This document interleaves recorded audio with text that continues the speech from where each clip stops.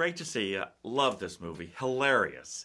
But in addition to it being very funny, there's a wonderful message that is so contemporary right now that I think millions of people are going to be able to relate to, and that You is, think of they're course, going to be out there trying to pull this off?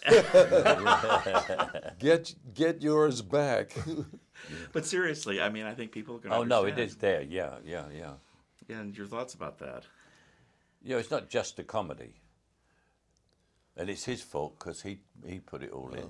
Yeah. You tell him about that story. Yeah, no, I turned it down. I felt my character was a cliche, and I also felt that it was gratuitous. We rob a bank, and I felt like there was no reason for it. It's just three old guys robbing a bank who had no experience, and it just seemed stupid to me.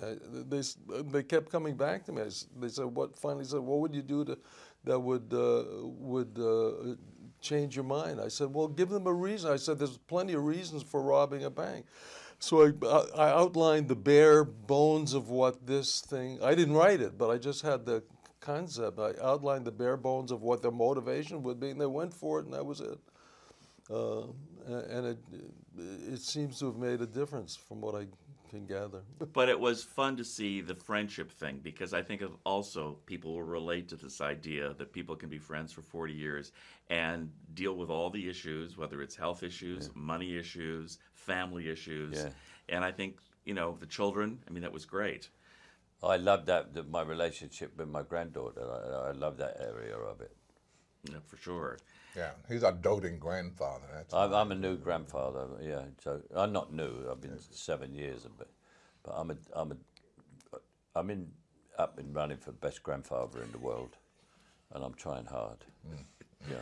Alan, of course, you came out of Second City, all about improv. Were you able to do some improv in this movie, the three of you? No, it wasn't necessary. There was no improv, I don't think. I play with dialogue a lot, but I do it in a way so that it doesn't affect what other people do. I don't feel like it's fair to inflict that on anybody else. So I do it internally within my own speeches without hoping to bother anybody.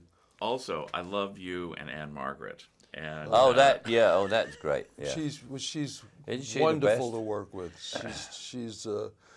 She's like a teenager that's doing this for fun, and it's like she's never done it before. She's a joy to work with.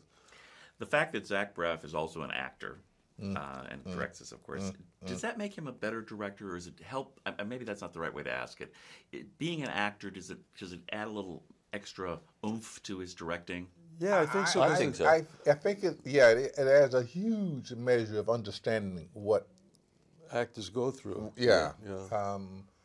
Some, particularly writer-directors, are so enamored of what they did that they don't hear what you're doing. Yeah.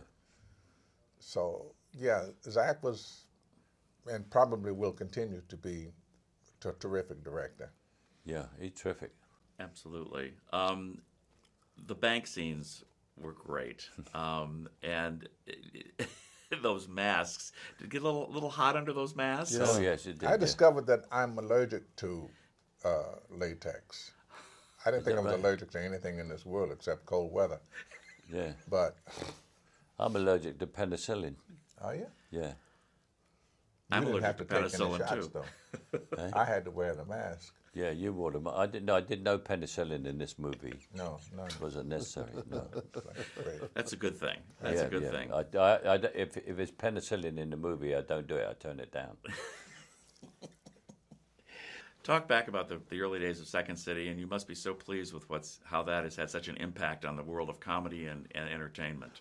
Well, it changed my life in every conceivable way. I went there with a sense of defeat because I give up any chance of ever having a career in New York. Nothing was happening for me. And I got offered this job at this little hole in the wall in Chicago, and I said, well, it's better than starving. So I went there, and 6 months later, we started getting international attention, and that was 50 years ago, and it was Second City, and it's still going after 50 years.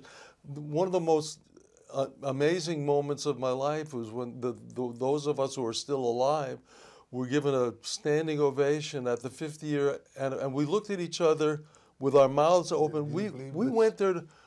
They talked about us like we were legends. We went there to survive. We had nowhere else to go. We didn't belong anywhere in the world.